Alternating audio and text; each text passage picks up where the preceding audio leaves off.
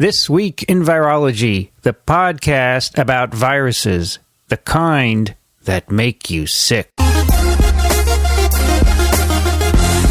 From Microbe TV, this is TWiV, This Week in Virology, episode 603, recorded on April 17th, 2020. I'm Vincent Racaniello, and you're listening to the podcast all about viruses. Joining me today from Fort Lee, New Jersey, Dixon Despommier. Hello there, Vincent. From Austin, Texas, Rich Condit. Howdy, Vincent. Western Massachusetts, Alan Dove. Hello, good to be here. From Southeastern Michigan, Kathy Spindler.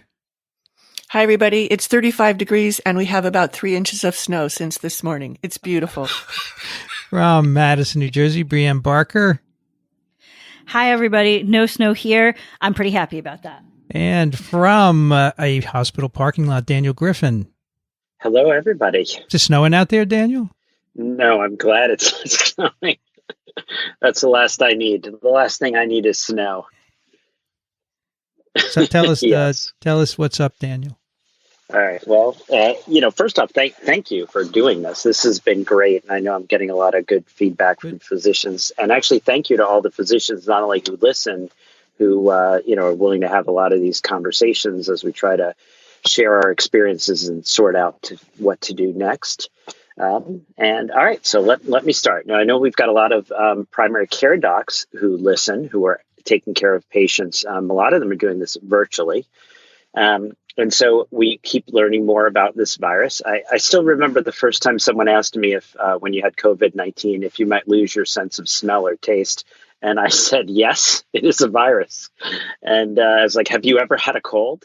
But so we're still seeing that, right? But it is interesting. It seems to be more pronounced than I'm all, plugged up in my nose and I can't taste or smell anything. It seems like sometimes people even don't have that much nasal congestion and they've got this, and I'm going to point out that it is in most cases transitory. It's about, maybe 1 or 2 weeks, and usually that gets better. And often it starts off with a disruption. Things taste sort of chalky, and then that gets better. But we're also seeing more other manifestations. I mean, I guess when you've got 500,000 people in your country infected with the virus, you get phone calls with a lot of different symptoms. So in a sense, today's TWiV will, every specialty is going to have something for them. Skin manifestations. I don't know if people read the fizzing interview. This was actually for, I think it was the New York Post. I got a call and they wanted to know about fizzing, this description that people give. They feel like their skin is sort of buzzing or vibrating or burning. So not only are we hearing subjective reports of people feeling like something is up with their skin, but we're also having objective findings. And these can range from rashes, and some of these rashes are quite impressive, to vasculitis and actually thromboembolic, so ischemic changes. We're going to be talking a bit more about that, but sometimes they'll actually come in with more than just a rash, and they'll actually have little areas, particularly we've seen digits become ischemic, where they come in and they say, look at this, my toe's now black. And that is, less than ideal, like so many things with this virus. But also particularly, I think, in children, which is interesting, right? Usually we think of children as being spared, but we may be seeing more skin complaints. So we actually, dermatologists are making the diagnosis, thinking of this and sending people for testing. We also are starting to appreciate more. I think I mentioned a little bit about this last time, but the neurological impact of this disease. And I think... my wife learned that, if you want to hear encouraging things, don't ask a tired healthcare worker after midnight because, they're tired. and so I'm a little disturbed, right? I'll lose a toe, but I definitely don't want to lose my mind because of a COVID infection. So I'm really upset when I see that there are neurological impacts. And so one of the interesting things that we're seeing is that a lot of people will come in and it's, I fell down and then we'll realize they have COVID. And some of the I fell down is balance. Some people are having issues with balance. I was talking to a gentleman this morning, basically saying I was having to hold on to things and I lost my grip and down I went. And sometimes we're seeing that. I think it's a direct neurological manifestation. There's really a couple nice publications, one in JAMA, one in New England Journal, describing some of this, where you end up with a whole sort of range of neurological impacts from this virus. One might be balance. But also sometimes they fall down, not really neurological directly, but because they're starting to get hypoxemic. And when they get up to walk to the bathroom, the oxygen saturations drop more, and then they become hypoxic and down they go. Or in some of our younger people, it's really they've just lost the strength, where the reason they fell down is the general malaise and weakness is knocking them down. But the neurological is a little bit more than that. I don't think we're seeing as much, I should say, true encephalopathy, but we are seeing some sort of this glassy-eyed zombie stare, particularly in patients that have been sick enough that they've required quite a bit of oxygen or been in the intensive care unit. But we've also seen some full-fledged encephalopathy where people are really confused, combative, even hallucinating. And someone mentioned that I think it was Chris Cuomo was describing hallucinations. Yes, brother of the governor. That's right. We're seeing that. We're actually seeing that with this disease. And I think you had Perlman on the show who was talking about, whether or not there's a neurotropism to this virus. Still not sure why we're seeing all this, or whether or not any medications you might take while the blood-brain barrier is open may be actually crossing and responsible. But we're seeing this in patients on medicines. We're also seeing this in patients who come in not on medicines. So a lot of mix. The devastating thing we periodically see, this is the coagulation issue, is we'll actually see arterial occlusions to parts of the brain. So people will have strokes in the context of COVID-19. So a lot of stuff there, but our outpatient doctors may be getting the call of, I just feel really unsteady, my balance is bad, and we're beginning to realize that a number of those patients, that's their COVID-19 presentation. We still see our pulmonary, our respiratory, but another more common we're seeing now during the second week is chest pain. People are calling up with chest pain, and this can be a combination of things. Get our cardiologist looped in here. But the virus itself seems to either be able to directly or through a secondary process impact the heart. So we're seeing people, we've had a couple of scenarios where people came in, it looked like they were having an acute heart attack.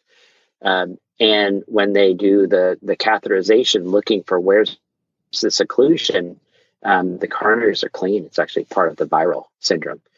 So I have a patient right now who's getting some blood work and some other things done. We're a little concerned about this woman in her 30s who should not have coronary artery disease, but is having severe chest pain that we're trying to sort out. So we're getting that as well. Kidney is an interesting issue. There was a nice publication recently where they actually showed that the virus, they did EM, so electron microscopy, of the podocytes, these little foot cells in the kidneys, showing that there was actually viral particles in the podocytes. So we're seeing kidney issues on either side, either direct viral impact, but sometimes we're also seeing people aren't feeling well, they're not eating, they're not drinking, they're dehydrated, so that may be involved in some of the kidney issues. But then the people are coming in, and sometimes, this is still in the outpatient, sometimes they're coming in for surgical issues. And this is a bit of a disaster on several counts. One is we're seeing people come in. We used to have people come in because they thought they had appendicitis. Now people are frightened to go to the hospital, so we're seeing a lot more perforated appendicitis cases. Exactly. So, so they wait, they come in, they've got a perforated appendix and COVID-19, and now you've got this issue where you're trying to deal with this and the healing and the coagulation issues because of the inflammatory milieu. So we're having a tough time with those patients. And so it's hard to know what to do there. And it's hard. I think we have so much COVID-19 that a lot of times we think COVID-19 causes things, but I think a lot of times there's so much COVID-19 that we still see what you see, but now you've also got COVID-19. And so for our outpatient docs, it's a little bit of a challenge because we always see the numbers on TV, 800 people in the New York area die every day with COVID-19 in the hospitals, but we're seeing about 200 to 300 people a day dying at home. Part of those numbers are people with COVID-19, but part of them we now realize are people who were afraid to seek medical care because of COVID-19. So getting a little bit of release there where those patients are coming in with, appendicitis, a perforated bowel, bleeding, other things. So a little bit of a challenge for the outpatient there on working with patients during the first week, the second week. And now, again, the coagulation issue, we're having patients, we think it's all better. And I was on a phone call last night with a gentleman, made it through that second week. He felt all better. Now he's got a nice big clot in his leg. So this hypercoagulability that we were seeing in the hospital, now we're seeing it in the outpatient setting in the tail end of patients that didn't even need to come into the hospital. And we're struggling with what recommendations do we make as far as anticoagulation, say blood thinners, because, these are, I think someone asked or responded, why isn't Dr. Griffin just throwing the kitchen sink at all these people? And it's because these therapies that we do, they have risks. And so, you're always trying to figure out what am I going to help a patient with versus what am I going to give someone? They don't really need it necessarily because I'm trying to figure out, and they end up being harmed by a therapy that they didn't necessarily need. So now we're struggling because we're seeing so many clots in the outpatient setting, and actually patients presenting to the emergency room with these big clots in their lungs. And, do we put more people on blood thinners, anticoagulation to prevent that? So it's getting harder. It's getting rougher. But let's talk about in the hospital now. So now they've ended up in the hospital, and we're seeing our normal progression where they end up initially requiring a little bit of oxygen. And then that oxygen increases to what we call a Venturi mask when we have that in some of our hospitals where we can regulate it, and then up to full high oxygen concentrations. I think I mentioned that at one point there was a little bit of anakinra being used, which is an IL-1 inhibitor, sort of saying I'm not sure it made a lot of sense. And I think most of the hospitals in our area have moved away from that because it did not seem to do anything helpful. It did seem to do harmful things because it would shut down the immune system on these folks for a prolonged period of time. And a lot of those patients have either died or been on antimicrobial therapy now because they end up with fungus in the blood or other infections. So again, you can easily do harm to these people. So we're stepping back from what looked like it was a harmful and not beneficial therapy there. Some more publications coming out about the combination of steroids and the tocilizumab, that's the IL-6 inhibitor that was developed for rheumatoid arthritis. Nice study I just saw with 40 patients where 75% of them within 3 days, their oxygen requirement had dropped. 90% of them did well, which I like to contrast to the remdesivir where only 60% did well. So that's kind of a nice, and we're continuing to have that experience. So we're seeing that become more of a standard of care in a lot of our hospital settings. It seems to be keeping people off the ventilators, seems to be decreasing the amount of oxygen they require. It seems to be preventing them from getting to these late stage chronic high oxygen requirements. So that continues to be a positive experience for us. And I am desperately waiting for more studies because I do not enjoy this, call it cowboy medicine. I much prefer evidence-based medicine. I want nice placebo-controlled large studies so that I'm not necessarily deluding myself into thinking I'm doing a good job. I want someone with a nice blinded study to tell me, to confirm that that's actually true. But one of the things that we're running into here, and I'm going to talk a little bit about this, I love the way on TWiV that all these immunologists have been brought in because the first week or so, I think we're dealing with a virus. But by the time we get into the second and third week, we're dealing with a lot of immunology issues. And now we're starting to deal or be troubled by a lot of hematology issues. So I think Vincent's going to have to start bringing the hematologists on next. Okay. So I don't know how many hematologists you know, but I'll have to recruit some. But the tough thing now, right? So we've gotten better at figuring out how to keep them from having such a horrible cytokine storm. We're doing a lot better with keeping people from ending up on ventilators, which we know if you end up on a ventilator, most people will die. So keeping you off a ventilator is, we think, a positive thing. But a lot of people are having clotting disorders, even when we have them on what we think are full dose anticoagulation. And not only are we seeing pulmonary emboli, but even the renal doctors are trying to do dialysis on a patient, and the IV just keeps clotting off. And so what we're starting to see is a mix of things. One is that a minority, so a small percentage, are actually developing inhibitors to the clotting cascade that actually, much like a lupus anticoagulant. We do this wonderful test called the Russell Viper Venom test. I don't know if everyone heard the Dilute Russell Viper Venom test. But we actually take venom from a snake and we mix it with the blood and some phospholipids, and you can actually look for this lupus inhibitor that can develop. And it can develop in a certain percentage of patients. So that's something we've been testing for in certain patients. We anticoagulate slightly differently. We actually use vitamin K. We use rat poison in those people. Interesting enough. Other people, as we mentioned, even on the full high dose called low molecular weight heparin, seem not to be responding appropriately. So we're looking at alternatives there. And hopefully in the next week or so, we'll see some publications and hopefully a little more success on how do we actually get around whatever this odd hypercoagulable state is. But it's even to the point now where most people that we're discharging once they've had a severe amount of disease, we're actually discharging them on blood thinners. That could be Coumadin. It could be some of these, we call them the novel anticoagulants. So things that either directly act on factor 10A or things that directly act on thrombin. So that continues to be a challenge for us. And kidney issues. I think we've talked a little bit about the way we manage the lungs. We were doing sort of a keep them dry ARDS approach, and we're seeing maybe that's not so great for the kidneys. So we're being a little more liberal with fluids in some people. But what we've run into is this growing number of patients who it's been 3 weeks, and they're still on 100% oxygen and they're not getting better. And we've been kind of a little bit of a loss of what to do here. So some progress. Some of them we know that this is actually thromboembolic disease. And so these people putting them on full anticoagulation, we've seen some of them get better. It's beginning to realize, these are individuals, so one size doesn't fit all. So that helps some. The other, we had a couple patients who they had already received the IL-6 receptor inhibition early on.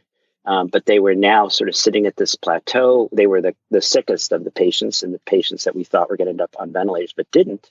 And a couple of those we've redosed. We've done a second dose of the tocilizumab and seen them drop from requiring 100% oxygen down to 40, 50% within a 24-hour period. So a very sort of, I think one patient we gave the medicine to Wednesday night. He had been on 100% for 13 days. And actually, it was the wife calling, crying, please try something. And I was on the phone about 11 o'clock at night with the hospitalist. And we actually went ahead, gave that second dose of tocilizumab. And by the next afternoon, the oxygen requirement dropped by 50%. So, experiences like that, I think, another percent is there. Another group that we don't quite are ones that are continuing despite anticoagulation, despite another hit on the IL-6 pathway. And we've actually done bronchoalveolar lavages. We actually put a tube down into the lung, into one of the branches. You put fluid in, you wash the fluid back out, because on CAT scans, we see that the air spaces tend to be full of something. And when you look at that, you're seeing a lot of inflammatory cells.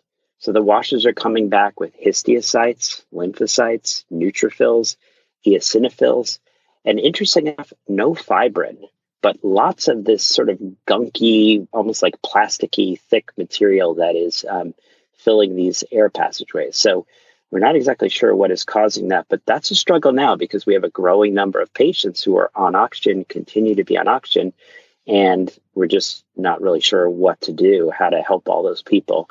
And it looks like it's probably going to be a multifactorial approach. There's going to be different people with different reasons why they're not coming off the oxygen. And then, what shall I say, getting people out into the world again. What we're seeing, interesting enough, is that some of these patients, we want to show that they're virus-free, ones that have been in the intensive care unit for 3-4 weeks. I'll use an example that the Irish gentleman I've spoke about before. He's still alive. And we just checked him yesterday. Does he still have virus? And yeah, he's still PCR positive after weeks now, as I think it's been discussed on TWiV. We don't know if that's viable infectious particles or if these is just remnant genetic material that we're getting. But some of the people that have been... Is that a nasal swab? That's actually what it is. We do. And actually, this is good. I'm glad that you jumped in. You woke me from my dogmatic slumber. So what we do, right, is we take the it's like a small Q-tip. We put it in about, I don't know, farther than anyone would really want it, into the middle turbinate. We do a swab, and then we send that off for the qPCR, the quantitative PCR. And just to give people numbers, because I've heard a little bit of discussion here. The study we did up in Seattle, where we were comparing the qPCRs to the NP, so those are the middle turbinate swabs, versus the anterior nares. The average QT, so the average cycle at which the quantitative PCR came up in our Seattle study, was 14, which is a lot of virus, right? Mm-hmm. And that was average, because I know when I heard that, Ian came up at 22, I was like, oh, that doesn't sound so bad. And so our anterior nares are coming up at about 32. I think that would be interesting too for us to sort of call up the lab and break down, like, okay, so the Irishman's still positive, but are we making some progress? Are the QT levels dropping? These are quantitative PCR. And the cutoff at most labs for a positive is 37. But there's quite a difference between something coming up at cycle 14 versus something coming up at cycle 35, for instance. So, for the listeners who are not familiar with this, the QT for quantifying the virus load is like a golf score. Big number is less virus. Low number is more virus. So it's backwards from what you would expect. Yeah. And Daniel, can I ask one other? Yeah, go right. Oh, sorry. I was going to ask one other clarification. Yes. You mentioned a couple of times about the virus being important in the first week and the cytokines in the second week. You've talked about kind of first or second or third week a couple of different times. Is that first or second week relative to when these patients are presenting, or is that relative to when they are actually infected? Yeah, I start the clock at the day of symptom onset, and I push a little with the patients to pin that down. And day 1 or day 0 is the first day you feel like you're not doing okay. And it isn't when you feel really bad. It's the first day you feel like you're coming down with something. And the reason I do that is that there tends to be this almost clockwork progression. The mildest cases, not much symptoms beyond a day or two. Like in children, for instance, they seem to be responding almost like a memory type response. They get a fever for a day or maybe 2, and then they're all better. So very quick, short duration. The mild disease, they make it about day 6, and then they feel all better, and that's it. Then there's what I sort of say this next level of symptoms where people say, the first week I must have had something else, but it's this second week when I really got the COVID. And I think Ian did a great job of describing that on the TWiV episode, where it's that second week when you feel what we think is the cytokine response, where you really feel terrible. And that's the point where people either feel terrible enough that they end up in the hospital, or they feel terrible, but they're able to ride it out at home. Older people with more comorbidities, they tend to have that crash, that decompensation at about day 7. The younger, healthier people that do have a decompensation, it's closer to day 13, 14. And then once you get past that window, I think we were usually seeing people just get better, except now we're seeing these weird thromboembolic complications that are actually happening at the end of the second week into the third week. So they seem to be, the coagulopathies seem to be following after that second week. How are the numbers in general in terms of admissions, Daniel? So the admissions have actually, last time we talked, I said we were about 2 inches underwater. Now we're about 2 inches above water. We have enough oxygen. We didn't need to get the airlines to give us that, except for me, for my personal use. I'm getting the aviation quality oxygen, but we have enough oxygen for the patients. Yeah, so our census dropped just a little, and it was just a little, which was really, for us, being above capacity to being like just below the limit is huge. So we have a little bit more capacity now. We have adequate beds and oxygen, and so the census so you look at the census in the entire Northwell system, 22 hospitals, and it had been up at about 3,600. Now our census is about 3,200. That's the number of patients with COVID. So that gets us just below capacity. So we're good in sense there. We don't have to start putting these weird dividers on our ventilators, or taking our BiPAP machines and putting adapters to use them as sort of makeshift ventilators. So our census is a little bit down.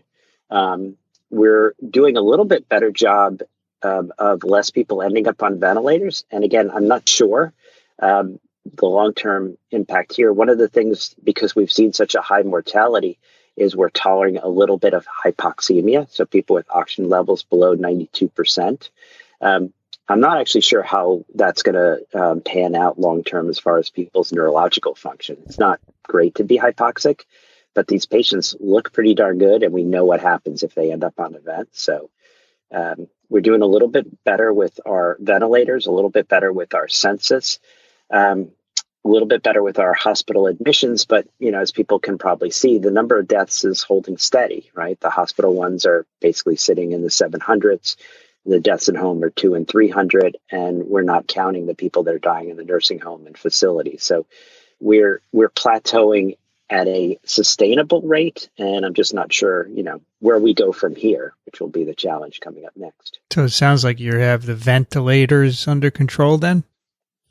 We do, which is interesting, because I really, when I was being negative last night at midnight, at least the positive thing was saying we didn't have the Italian experience. The Italian experience to me was horrific, was the idea that you had someone come in their 40s, 50s who, otherwise was going to be okay, but they were sick enough that they needed the ventilatory support for a short period of time. And they had no vents. And so those people were just dying in front of them. And we got close to that point, but we never got there. And I think that that's huge. So I thank everyone for, staying home and socially distancing. And I guess I'll go into the issue. Socially distancing is evolving. I think it's just interesting. There's been a tremendous amount of psychological impact to these people who are trying to not spread the virus.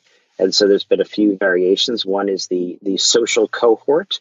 And the other, which I really like, is the quarantine, where so apparently the quarantine is something that the younger generation is doing, where you have a lot of single people sitting by themselves in their home, and mentally this is challenging. And so what they've done is they've formed these small quarantines, where maybe 4 of them has said, why don't we form a quarantine, and we'll all stay together, and we'll all live in one person's place, and we'll just not, and so they form these little social cohorts, these little quarantines. Sometimes it's 2 families will say, our kids are driving us crazy. It's usually the youngest one. And so they'll form these little social cohorts, which, if we're going to keep doing this for a very long period of time, we need to start modifying and coming up with sustainable ways to socially distance without going, insane. Someone sent in an interesting question. She said, if there's a problem with positive pressure ventilation, would a negative machine like the old iron lungs be of any value? We were talking about those the other day, and the iron lung was physiologically more in line with the way we normally breathe. Normally, our diaphragm drops down. We're creating suction and then the air is coming in. The positive pressure ventilation is not physiologic, but the problem with the iron lungs is that basically the person is closed inside this iron lung and you don't have access to them. So it's technically more challenging to take care of someone. But yeah, we've talked a little bit about, is there some way to bring that kind of a technology? Because applying that positive pressure to the lungs, we think is negative. We think creates more inflammation. And so we're actually having a discussion, like, is there any way, is it even viable in any way? Actually, the reason we got down that line of discussion was with the polio epidemic, as you probably know well, Vincent, is that there were people that were on these iron lungs for very long periods of time. They would end up with a neurological, neuromuscular impact that was not reversible. And then they would live on these iron lungs. And that's what we were talking about. We've got these people on 100% oxygen for weeks. I actually have a colleague, it's 3 weeks. They're on 100% oxygen. They've lost 30 pounds. They can, speak 2 or 3 words before they're done. And what do we do? Like, what do you do with those long-term, cases? So very troubling. So Daniel, just checking in to make sure I understand this. It sounds like with respect to the ventilators, you're kind of damned if you do, damned if you don't. If you don't put them on a ventilator, they're going to die. If you do, prognosis isn't real great. Is that a fair statement? I guess what I would say is that we know that if you put a person on a ventilator, that's a step where about 50% mortality comes with people that go that road. We're seeing that if you can keep them off the ventilator, use higher flow oxygen, even tolerate slightly lower oxygen levels, that that person's chance of leaving the hospital. So if you basically took the same person, you're requiring a lot of oxygen, your saturations are at 88%. We know if we put that person on a ventilator 50-50, they'll ever come off. If we don't put them on the ventilator, their chance of improving and getting discharged seems to be higher. But what we're not sure about is, what is the price you're paying for that? Like, is it okay for the brain and the organs to sit with a saturation, in the high 80s for a prolonged period of time or not? So we may be saving people, but, at what cost? I think Brianne was going to. Okay. Daniel, I have a question. Yeah, Brianne. It was Kathy. But back when you had a discussion about the balance issue, where it might be neurological, do you have any people having issues with hearing? No, not really. Interesting enough. That hasn't really been reported much. But, the interesting thing, is, the more cases you see, the more you'll see different things. But, I talk to a lot of these folks, and I'm talking through my N95 respirator. I was having a conversation with a gentleman today in Spanish, and, the fact that he could still hear me and understand me through my N95, I'll take as good sense that his hearing is intact. But no obvious hearing loss that's been widely appreciated or that's been observed. But then again, you don't know if later on, if we do more, sensitive audiometry tests, whether there was any, mild impact on that. So, anything else? Daniel, I was interested in the clotting phenomenon. Is this a novelty? Have you seen other conditions, either infectious or otherwise, that were prone to this sort of clotting? So yes, there. A lot of times when people become severely ill, there'll be a coagulopathy. I have never seen it to this degree, and I've also never seen it in cases where it appears so mild, particularly where people seem like they're all better.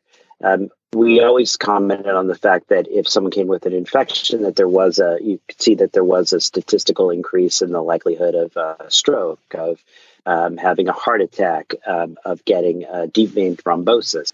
But the magnitude that we're seeing here is not something that I've seen in any other illnesses. It's really like the opposite of Ebola, right? Or hemorrhagic viruses, where people just bleed out and their organs are completely liquefied. This is the opposite. Their organs are all being clotted off and starved of blood supply.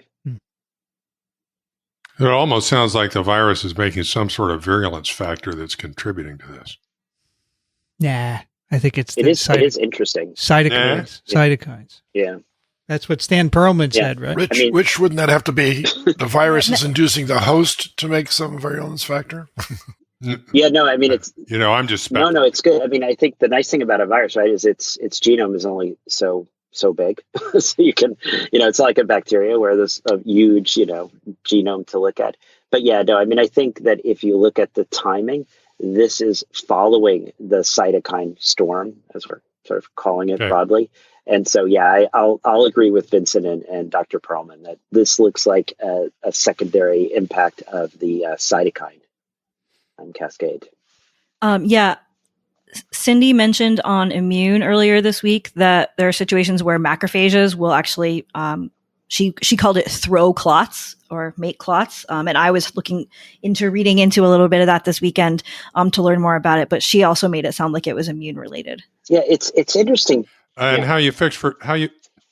Sorry, go ahead. I was going to say, it's interesting because we had a big discussion with the hematologist about 2 weeks ago now, when we were first starting to struggle with what is going on here with the clotting.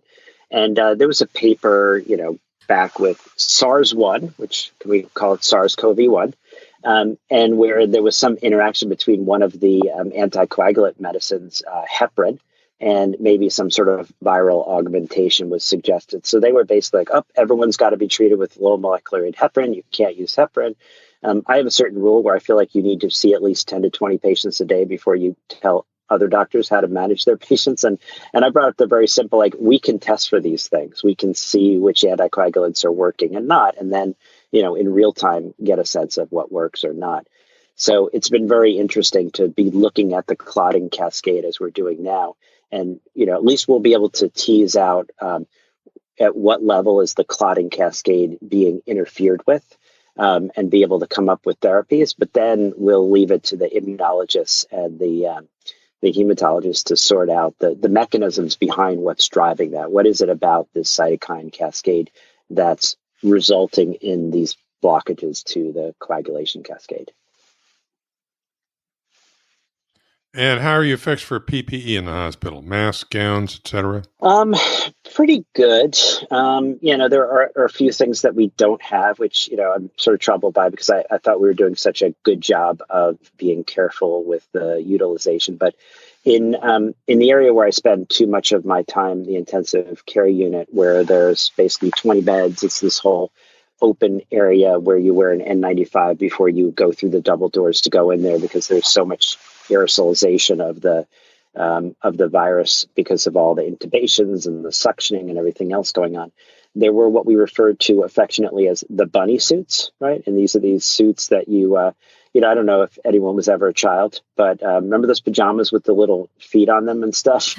But they're basically like these full suits that you get into and you zip them up and there's a hood that no one likes to wear.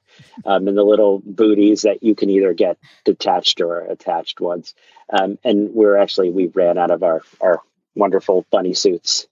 So we're trying to just use other, but that I think created a nice sense of security for people who are going to be working in an area where there's, where there's vomit and there's sputum and there's all kinds of other exposures. So, we're doing okay, but yeah, we don't have everything that we would like.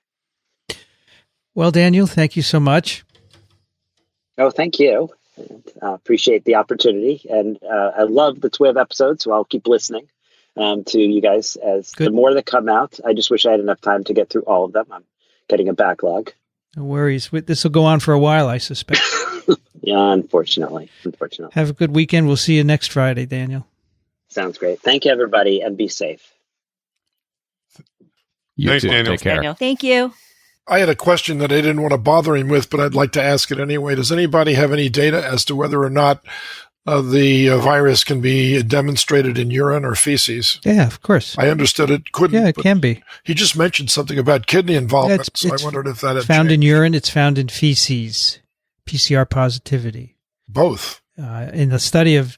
So that's a problem for contamination, too. I'm not clear that it's infectious. Christian Drosten said they never got infectious virus from the Munich cohort. Yeah. So most people do RT-PCR because there are not many labs around where they can, at least hospital labs, where they can isolate virus. So not clear. Right. Not a whole lot of BSL-3 labs to do the virus isolation. In a clinical lab now, Right. when you get a specimen, you throw it into something that inactivates the virus immediately. So it's harder to do that. Sounds like things are maybe plateauing. He said he was 2 inches above water. That's good. Plateau. Right? Yeah. And that's His nose I is gather above that's water. consistent with the data coming out of New York. And it's interesting that as time goes on, new issues are That's revealed. amazing. That's Yeah, amazing to me. you It's know. just, as he said, there's so many cases. But the mortality hasn't changed, though. That's too bad. Well, Dixon, the mortality depends Yeah. where you're The looking. mortality rate hasn't What's the changed. mortality rate, Dixon? What do you mean by a mortality rate? I'm going to be. The number of cases versus the You number can't of do deaths. that. That has absolutely You remained can't the same. do that. It depends how old you are, where you are, blah, blah, blah. Well, the other thing is, what's the number of cases? Have you listened to TWiV No, lately? cases, not infections. Cases. Well, we don't right, know. but the problem is the cases fluctuate with the amount of testing that you're doing, and so you get case fatality rates that are all over the place. Yeah, right now we have 2.2 million Isn't confirmed. the case defined as whether you're sick or not? No. Cases defined Case as is PCR. defined as an identified case, a diagnosed case. Mostly Right, and PCR. All right. With what Daniel was saying, he was talking about how there are, people who are now presenting with different symptoms. And so clearly we wouldn't have counted the dermatology symptoms before. And so our case definition is certainly changing too. But when Right. they go in the hospital and with we now issues, have- they do PCR, right? And they check to see Right, if you're positive. and we have emerging data now, some of which we're going to talk about today, and also a couple of news reports I've seen where it turns out that if you just, in the few cases where somebody has actually wrangled enough tests to test something like a random sample, they find shockingly high rates of infection among people who are doing fine, Yeah. and who then don't go on to develop any symptoms or develop something very minor who never would have come to medical attention. Right. So our case fatality rate figures are not really all that meaningful at this point. No, not at all. I think we have, if you go to the sites, 2.2 million global confirmed cases. Could be 10 times higher. Who knows? Easily. So I think that the fatality rates, Dixon, don't really mean a lot, and they scare people. So I don't really like to bring them up anymore. Well, I don't want to scare people either, but I'm just saying that if you're sick, Yes. and of those people who have symptoms, how many go on to die? That's what I'm asking. Well, we don't just We don't really know. We don't know. No. Yeah. I mean, it's possibly in the 1%, 2% vicinity overall, but then that varies tremendously by age group and depending on access to medical care. So, Hopkins' website is very misleading then, extremely misleading. Yes, it is. well, they're doing the best they can with the data they have, but they're limited by the data. Yeah, they just get data in from other sources. They're just collating it, But we talked about I this understand months that, and ago. every Dixon. country does it differently and that sort of thing, so it's We've- it's a mess. We've really talked about this extensively, how it varies depending on what you're looking at, and we don't know all the cases and so forth. No, I've understood that part. Don't get me wrong, but I'm just saying that everybody's so alarmed over how many people have died from this so far, and it hasn't stopped. That's If it's your uncle. Well, if your but we don't uncle, even you're have- alarmed.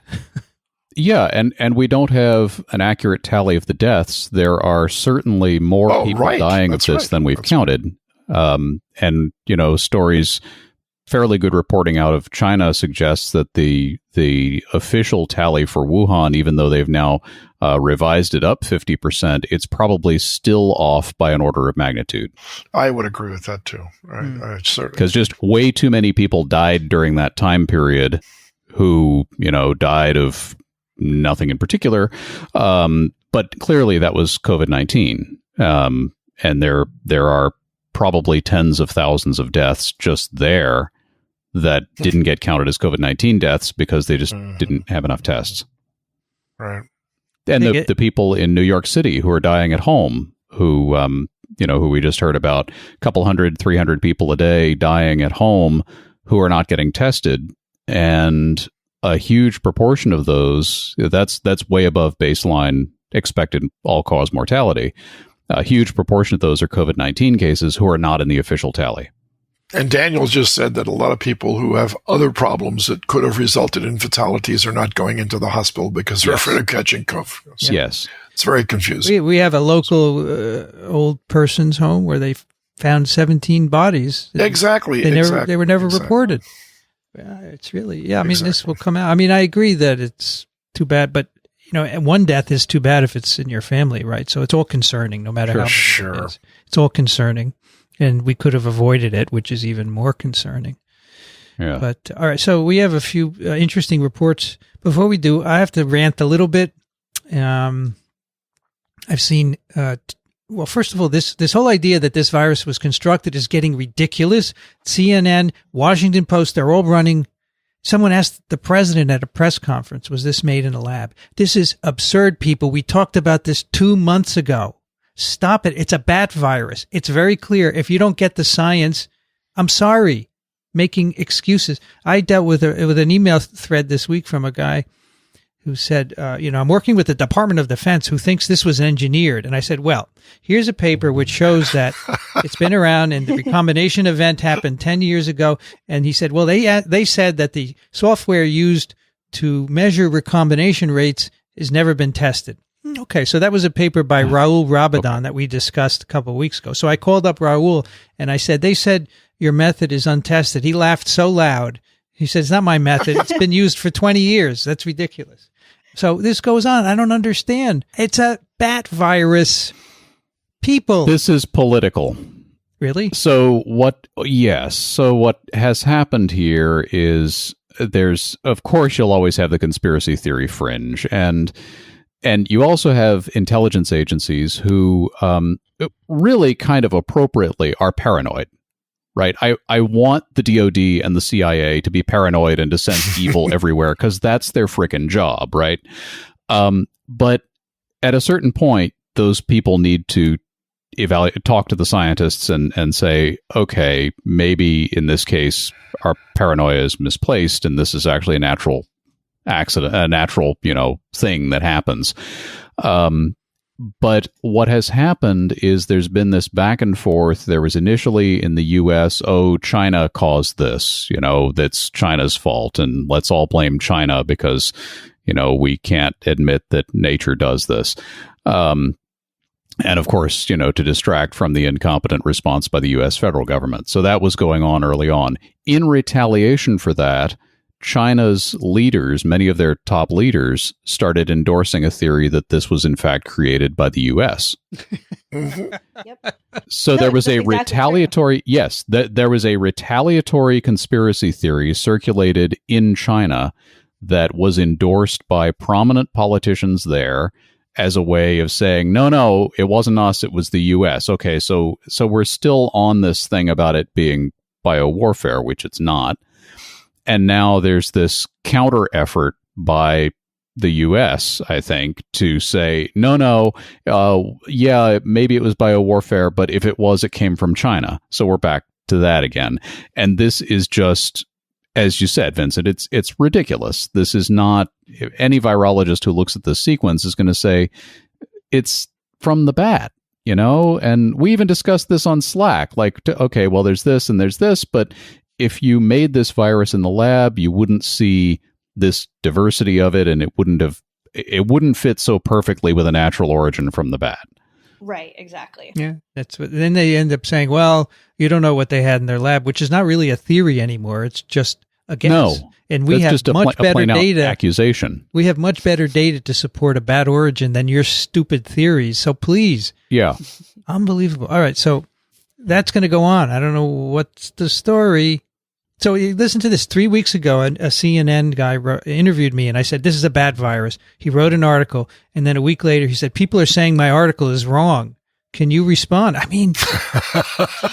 All right, so then there's another thing I want to rant about just for a few minutes. This week in a prominent publication that I will not name because I don't want you going to it and giving it links. So there was this op-ed by two people who are not scientists that said, the coronavirus is mutating. What are the implications for vaccines? You frickin' idiots. I'm sorry. Don't you know? It's mutating? It's mutating. Oh my goodness. So we just talked about this. I don't expect everyone to listen to TWiV, but the funny thing is the night before this came out, I had just lectured my students and I went on a rant saying, I cannot stand seeing headlines that say viruses are mutating. And then the next day there is such a headline. It has no implications for vaccine designed. There has never been a coronavirus that antigenically varied to escape immunity. They have other strategies. And mutation, the thing has only varied 20 bases from January to now. It's nothing. It's noise. Someone called it Vincent, boring. they think when you say bases, you're talking about baseball.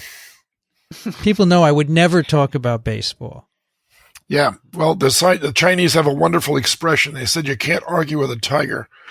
And this kind of logic is tiger. Yeah, I know. I'm just you can't argue. I just wanted to put it at the front of the show because now people will leave, and just to say, don't believe what you're reading in the papers. Here on TWiV, we have no agenda except science and facts. So there you go. Okay. Bottom line: all viruses mutate. All viruses mutate, Yes. And it doesn't mean anything bad. But the thing is, they're not scientists who are writing this op-ed. Why the hell is the Times publishing an op-ed? No, that's right. From people? You're right. Maybe we should write one. That's the opposite. They won't take it. They'll say, Yeah. "Oh, this is not interesting." No, they would take it. They would take it. They would take it. All right, Sure. We'll all sign it. We'll write it together and sign it and send it in. How many authors can you have in an op-ed? I don't know. As many as you want, I think. But the last one that was very good was the two guys. One was an engineer, and I think the other guy was an epidemiologist. And they suggested testing for the virus and for antibody, virus and antibody, virus and Yep. Spend the billions of dollars now, and you don't have to spend the trillions of dollars next week. I was speaking. That was a very well received op-ed. I was speaking with a fact checker the other day, and she actually did not like anthropomorphizing. I can't freaking say it. Anthropomorphizing. Viruses. She actually, I said, "Wow, it's really a pleasure talking to you." And we talked, and she said, "You should write an op-ed saying we should not humanize viruses." Okay, all right. But that's not the one I want to write right now. A couple of interesting... Write it and we will sign it. What did you say, Dixon? Dixon? I'm muted. Write it and we will sign it. What do they call it? Build it and they will come.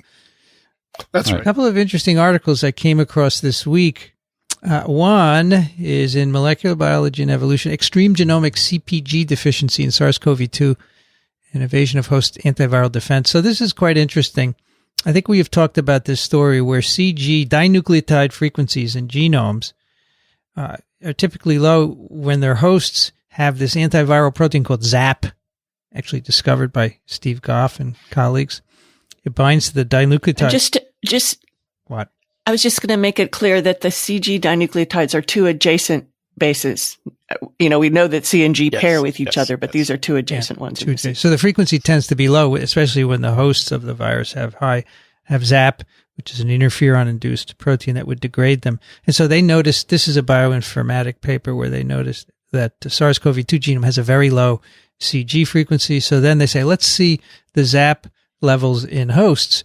And they say, well, bats don't have much ZAP, but dogs have a lot of ZAP. So they say, dogs may be the reservoir, which of course is not right because we know that they're not efficiently infected. We already have talked about that experiment. Right. So I asked Steve Goff what he thought, and he said, well, the issue is not what the baseline ZAP is because it's interferon-induced. The real question is how it goes up after interferon treatment, which they didn't address in this. But I think it's interesting that the virus has low CG, which suggests it went through some hosts. And by the way, the closest bat isolate, RATG13 from 2013, the closest isolate to SARS-CoV-2 also has very low CG. And so if bats do not have high ZAP, and he says that they don't, but again, he didn't look at databases where they treat cells with interferon, then it suggests it went through something else even before the bat. So I think that's a cool way of looking at it, which no one has looked at before. Yeah, I think this is really fascinating, and I'm really interested in trying to look at a bunch of bioinformatic data to think about ZAP levels. I want to see what's available. Also, Vincent has mentioned they a few times about the author of this. It's actually a single author paper, which is sort of interesting too. Right. And that person is, we might as well mention that person. Zhuhua Jia. From the University of Ottawa. What country is that in? Just kidding. I'm prickly today. You know, Dixon, someone called you prickly last week. Did they? Okay. Rich Condit, are you there? His beard could be a little prickly. I'm here. Tell us about. I've been studying. Yeah, you avoid the rants as if you don't have your own rants. Can you tell us about universal screening and women admitted for delivery? Yeah. And you see, I just pasted another link below there, which I think is hot off the press for the Santa Clara study. So the universal screening for SARS-CoV-2 and women admitted for delivery. This was a study done. This is out of Columbia University, I think. So it's Columbia University Hospital. Is that correct? Yeah. Well, it's not the name. It's not the name of it. It's in. It's a Columbia. And so they Irving Medical Center, Columbia University Irving Medical Center. Okay, Irving Medical Center. This is this addresses these next two bits. If we do the Santa Clara study, address the issue of what I've been getting at is infection rate, or ultimately infection fatality rate. That is, in a more random sample or global sample of people, how many have experienced the virus. Now, this is coming out of New York City, where obviously is a hot spot for infection. And they say between March 22nd and April 4th, 2020, a total of 215 pregnant women were tested who had come into the hospital. 1.9% had fever or other symptoms. That was 4 of them. And all 4 of them tested positive. And of the 211 women without symptoms, they were all afebrile. And they found that 29 of them, or 13.7%, were positive for SARS-CoV-2. Whoa, that's a big number. Mm-hmm. And if you put those two together, that means that about 15% of these 215 pregnant women who came in over it's about a 10-day period, were positive for SARS-CoV-2. The majority of which did not have symptoms when they presented. Now, what's missing from this is a follow-up. See if they got sick or not. You're right. Right.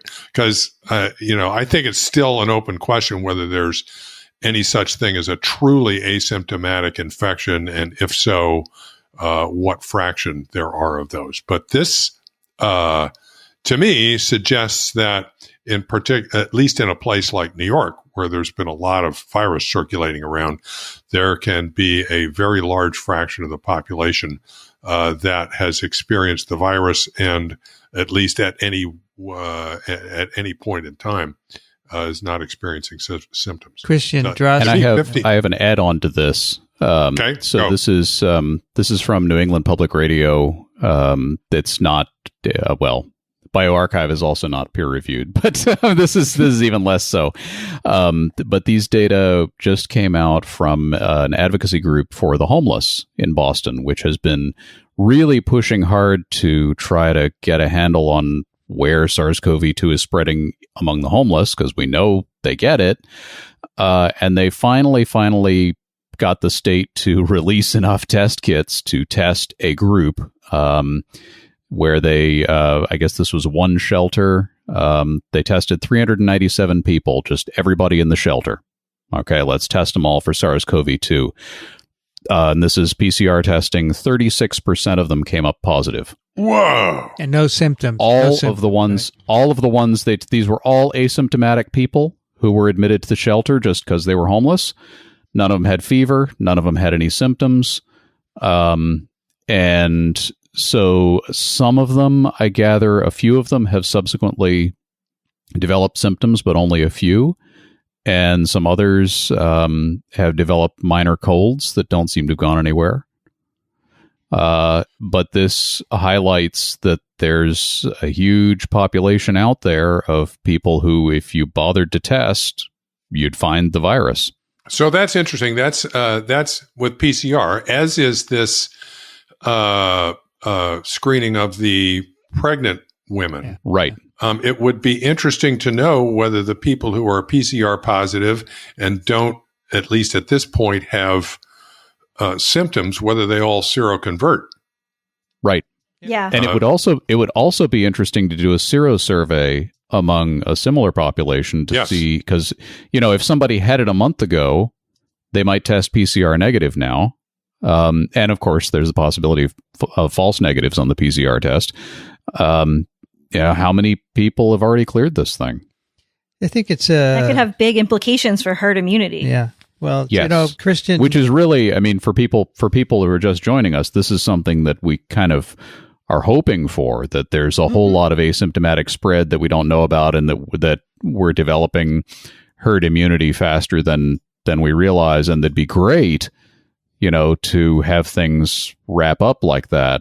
I wouldn't bet on it at this point, but these are actually encouraging signs. Christian Drosten said he didn't think there are many asymptomatics. He thinks they're all pre-symptomatics, right? So we'll see. I think it's an important point to sort out. We'll see. Yeah, it's an important point. So this brings up. We don't have the full data for this yet, but the Navy aircraft carrier that people have probably heard about because it led to some very high-profile politicking. There's an aircraft carrier in Guam that's been dealing with SARS-CoV-2, and the captain got fired for saying this. So there's a lot going on with that, but they are now testing everybody on the ship. Good. And that's a population where already they're finding a lot of asymptomatic individuals who would never have been tested originally, and it remains to be seen if they develop symptoms. Now, being a Navy ship, that is an overwhelmingly young and healthy population. Except for maybe a few senior officers. These are folks in their 20s who work out all the time because they have to, and so that's a population that'll be interesting to look at as well. For sure. So we want to summarize that Santa Clara study, Rich? Yeah. So this just came out in BioArchive today, and we mentioned this last week, I think, as a study that was ongoing. And so a couple of introductory things. They say at the time of this study, Santa Clara County had the largest number of confirmed cases of any county in Northern California with 1,094. The county also had several of the earliest known cases of COVID-19, making it an especially appropriate location to test population-level sample for the presence of active and past infections. And so they're doing a seroprevalence survey. They're using one of these lateral flow kits to look for antibodies. They have a lot of stuff in this paper about how sensitive the test kit is that I won't go into, and they've tried to adjust for all that. But the bottom line is that they screened 3,330 adults and children in Santa Clara County. And after a lot of math, they came up with a seroprevalence of antibodies to SARS-CoV-2 of between 2.5% and 4.2%. Okay. So that's, I don't know what to do with that number. It's not 15%, but 15%, it's a number. It's one thing to do with that number. Yeah, one thing to do with that number, and they do this, is they back calculate, well, if that percentage of our population has really had this virus, then how many people in our county have had it? And they get a number that's 48,000 to 81,000 people. Right. By early April, which is 50 to 85-fold higher than the number of confirmed cases. Right. And it gives you an infection fatality rate. To me, this is the bottom line. Gives you an infection fatality rate of between 0.12 and 0.2%. Which is a whole lot better than, some of the figures we see. But not great. So, no, it's still not. I mean, we'd like it to be zero, but it suggests that if I had a choice, we're not going to have zero, so I'd like 50 to 70%. Rich, does Santa Clara County include San Francisco or not? I would have to look. I don't know. Okay, I'm looking now. I thought you'd offhand. And Vincent, you mean 50 to 70% herd immunity, not 50 to 70% mortality rate. Mortality, right? I would like to be, but this is, you're talking about a low seropositivity, right? Seroprevalence in this Santa Clara study, right? Yeah, right. Fairly low. Yeah, I don't want it low. I mean, I was a little surprised. I agree with Alan. It would be nice if it was 0, but the virus is here, so 0 is not a choice. No, right. I was talking about case fatality rate. So Rich was talking about infection fatality rate is probably 0.1, 0.2%, which that we want to be a low number. So, Kathy, in answer to your question, it does not include the city of San Francisco. It starts for those who are familiar with the area, Santa Clara County starts in the South Bay area at around Palo Alto, and includes Mountain View and Cupertino and Milpitas, and importantly San Jose, and then strays off into the valley and down as far as Gilbert. We're going to have some very interesting data in the coming months. Yep. Yes. Mm-hmm. Stay tuned. This is TWiV. You can hear it all here, properly discussed, calmly, with no ranting. Actually, not well, only when ranting is justified. Or prickly since attitudes. You started off. Yes, we're prickly. Kathy, you have some Michigan dried cherries for us? No, but the comment was that I had a lot of trouble finding reviewers for a very short mini review article, and I talked to my co-editors, and one of them edits for Journal of Virology and said she's been having a devil of a time getting reviewers. And Vincent, you said the same thing.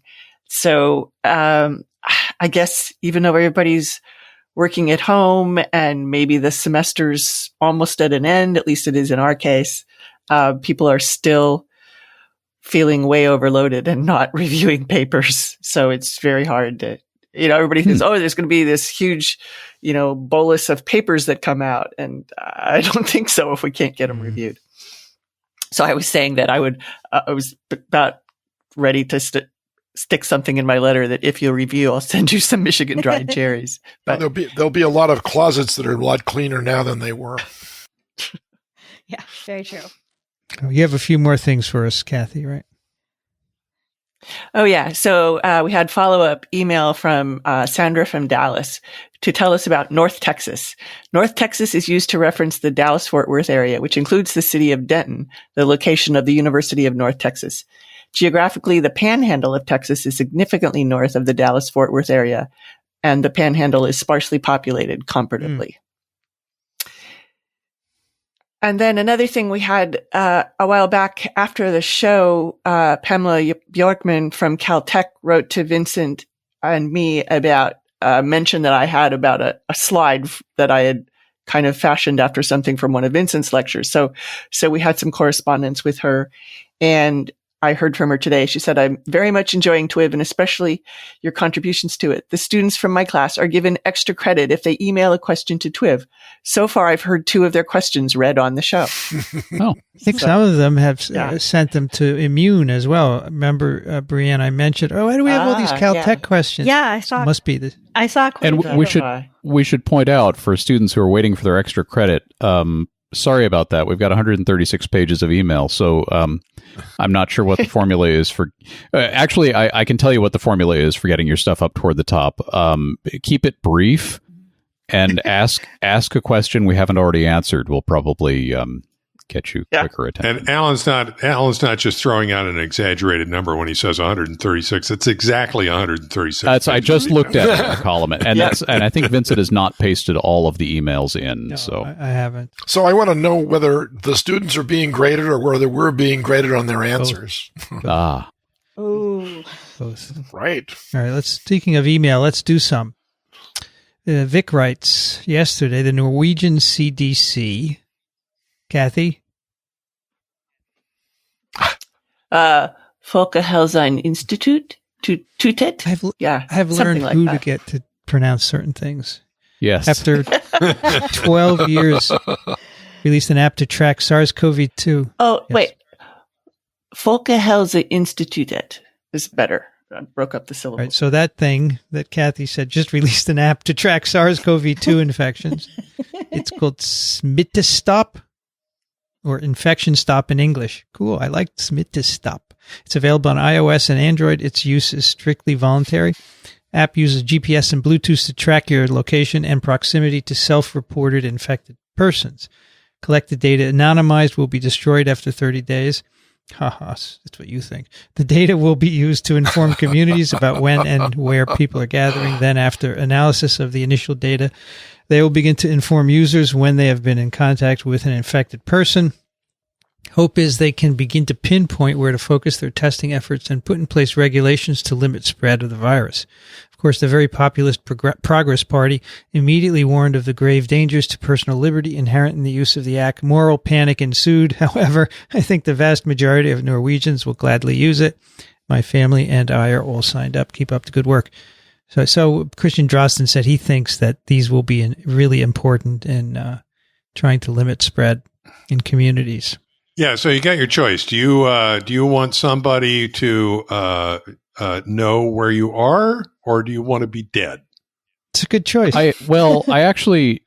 I'd put it a little more simply for people who are walking around with a smartphone who are saying, "Oh my gosh, I don't want anybody tracking my location on my smartphone." I have some bad news for you. They already are, and the people doing it are not accountable because they're private companies, so they're accountable only to the shareholders.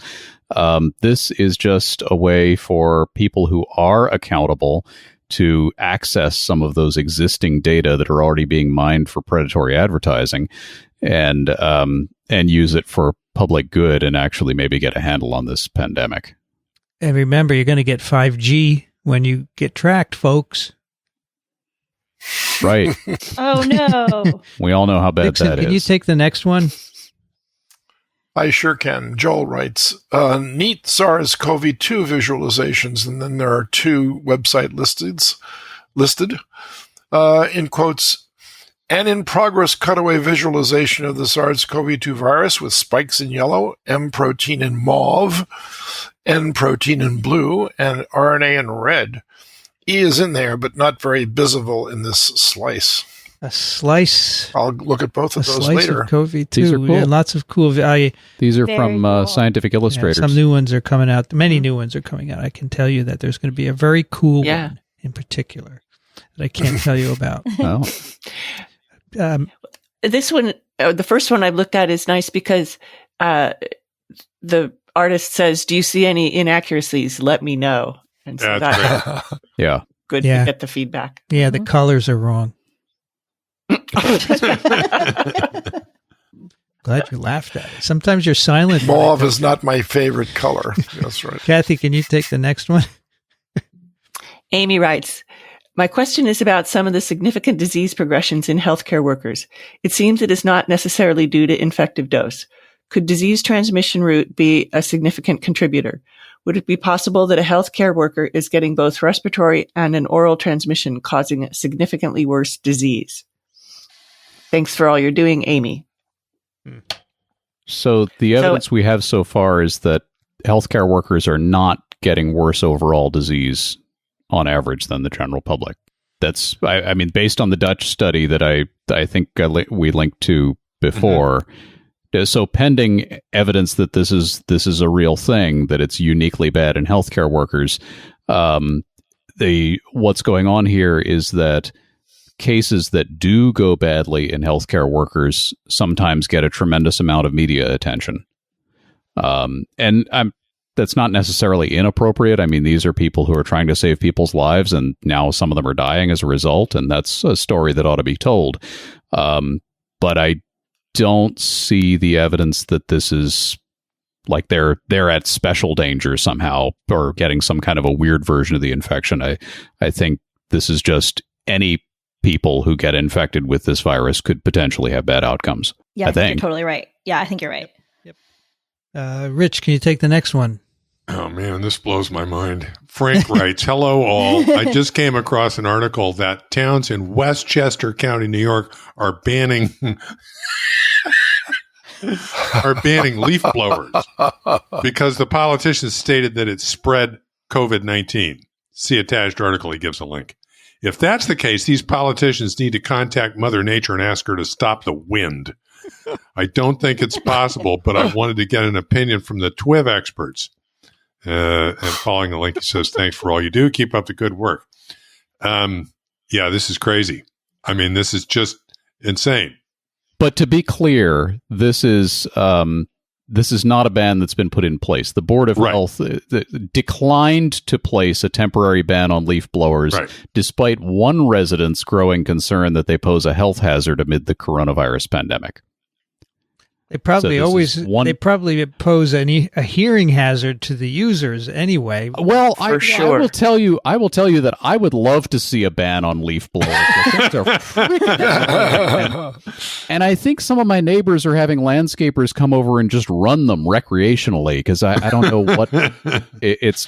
Yeah, especially early morning leaf blowers. Yeah, you probably have a better chance of catching tuberculosis than you do of. COVID-2. But we should say there's no spreading. This is not spreading the virus. Absolutely not. And as much as we would like to, I don't think we have enough clout with Mother Nature to stop the wind. No. You wouldn't want to. Besides, wind pushes sailboats, so that's good. Yeah, I was going to say, Daniel will be very upset. Brianne, can you take the next one? Sure. Kavinda writes, with the decision to defund the WHO by the U.S., which is predominantly a power play from a diplomatic American standpoint, what I really want to know is taking into account the disastrous interview on Taiwan. Is it fair to say that since Dr. Chan led the WHO, has it been more willing to take the Chinese accounts at face value, calling into question its impartiality? I always thought the WHO was supposed to act like a judiciary sufficiently disconnected with daily political ramblings. But the way its top brass has spoken to the media, I see it more in the light of a legislature. Am I wrong? I was always under the impression that the WHO was the one intergovernmental organization above politics, but clearly that is not the case. With all the doublespeak going on, I'm having trouble understanding the truth of the matter. I think that a lot of what the WHO is doing is pretty good. They certainly have their flaws, like many groups. But I think that, we need to deal with the fact that viruses do not respect international borders, and we need to be working together to stop those viral infections. I would just point out that this refers to the U.S. withholding their dues, right? Other countries can still pay. But one of the reasons cited was that they were too praising of China's openness when in fact that individual was also praising of China's openness not too long ago. So it seems to be not a really well thought out decision. I agree. WHO does good things. It's not perfect. Neither is the CDC of the US, but we do need it in place to help a lot of countries that need help. Right, Dixon? They do a lot of other things, too. But the moment I heard that, by the way, Vincent, I tried to look up how the budget for WHO is generated. And it's not a lump sum of money that each country gives to WHO at the beginning of every year, and then WHO decides what to do with it.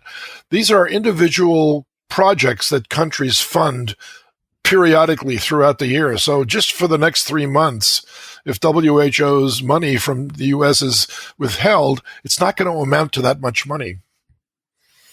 Just a few things about the way this whole structure is working. First of all, the decision to defund the WHO was purely a ploy to deflect blame from the U.S. federal government. No question. That is why that was done. The WHO was as on top of this as they were capable of being under the circumstances. Absolutely. And they were warning in January that could be bad and that countries needed to take it seriously. The second thing I wanted to mention is that the WHO funding, like all U.S. federal government funding, is controlled and passed by Congress. And it is not really clear that the President of the United States can simply change the way that funding is being distributed. So it's not even clear that the defunding is going to happen. Third, there is politics at the WHO because it is an organization that involves more than one person. Okay, so yeah, it's a political organization because it's an organization. And in fact, the way the WHO is constituted, it's almost a federalist system. The power actually resides with their regional offices, despite the need for international coordination. And this has been referred to as the birth defect of the WHO because it was put together this way and it can't be undone. And this is a challenge. But yeah, they get involved in politics because they get involved in politics. And so, no, they don't act like a judiciary, which, by the way, is also a political institution. They do end up taking stands on things that maybe they shouldn't. They also take stands on things that they should, and then they get called out by politicians who oppose those stances. That is what is going on with the WHO. They are not perfect. They are, however, useful and should not have been defunded on the basis of having tried to do their jobs. Next one is from Andrew, who sends a link to an article which was in RTL Today. What country? Luxembourg. Wow. Luxembourg. And the article is entitled, so far no transmission of the virus in supermarkets, restaurants, or hairdressers has been proved. And it is a summary of some work from a virologist at the University of Bonn, Hendrik Streeck. And Kathy has excerpted a nice quote here. He could not find any evidence of, quote, living, unquote, viruses on surfaces. Quote, when we took samples from door handles, phones, or toilets, it has not been possible to cultivate the virus in the laboratory on the basis of these swabs. However, there are different findings, and he quotes the NIH study that we talked about some time ago now. The virus can survive 24 hours on paper, 3 hours in aerosols, and up to 3 days on plastics and stainless steel. But, as the Robert Koch Institute states on their website, scientific studies like this are realized under experimental conditions, which is why they are not very representative for the risk of transmission in daily life. So I don't know. You know, he looked at 1,400. Wait a minute. How many different places? No, this is a city where there are 1,400 confirmed cases. So he swabbed a bunch of places, but I think it's a really low reward activity, right? Right. How did he even? I mean, it's not swabbing places where the virus was known to be in the first place. Exactly. So, right. So we don't think much of this study, frankly. Yeah. And yes, it's Kiki who's putting together the literature for us. Kiki was on TWiV. Dixon, can you take the next one? I would be happy to do so. Bijan writes, hi, TWiV gang. I'm a physician by training, PNS, class of 1999, and I still fondly remember Dixon's lectures on tropical diseases. I thought you would like that, Dixon. I'm sorry? I thought you would like that. I love that. Always good to hear good things every now and then. Here's my question. There's a lot of talk about serology testing for prior exposure to SARS-CoV-2, and even the concept of antibody passports that would indicate if it were safe for those who are serologically positive to possibly go back to work. Given the low population prevalence of COVID-19, single-digit % perhaps, right, Rich? And the currently imperfect serology tests, aren't we just asking for high false positive rate?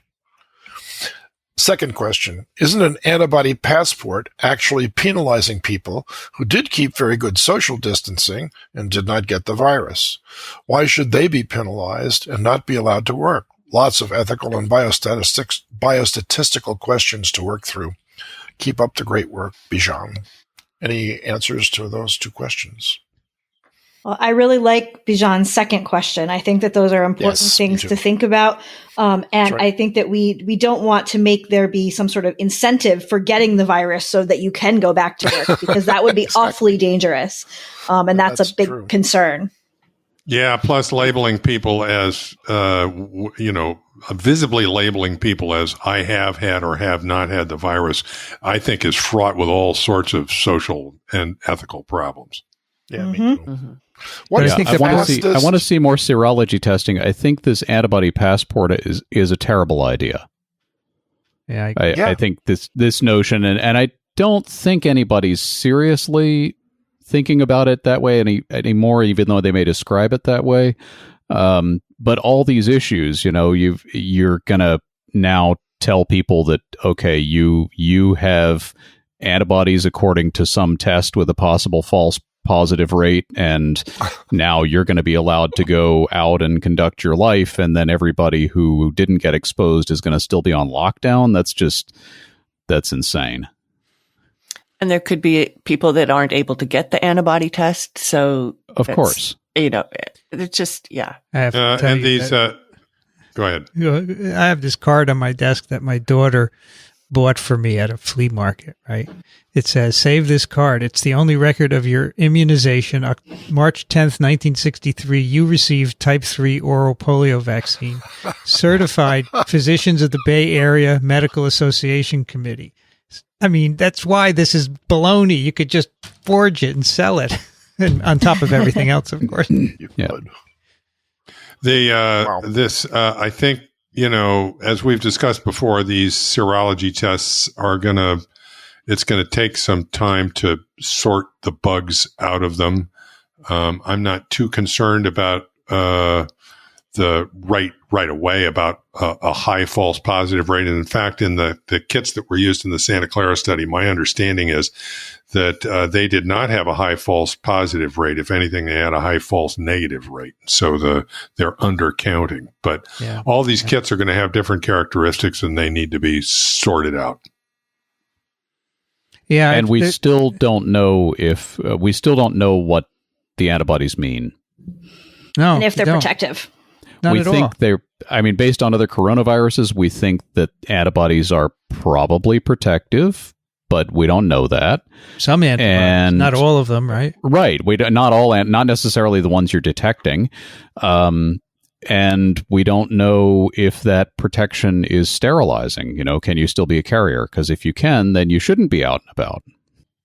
I'm just very worried now that the governors and so forth are saying, "Oh, we're going to test everyone for antibodies and send you back to work." But no one has thought through that these rapid tests will not tell you, as Brienne said, that you're actually protected. So, people are really anxious to get back to normal, and I think people. It's hard to get our heads around the idea that normal as we knew it isn't coming back.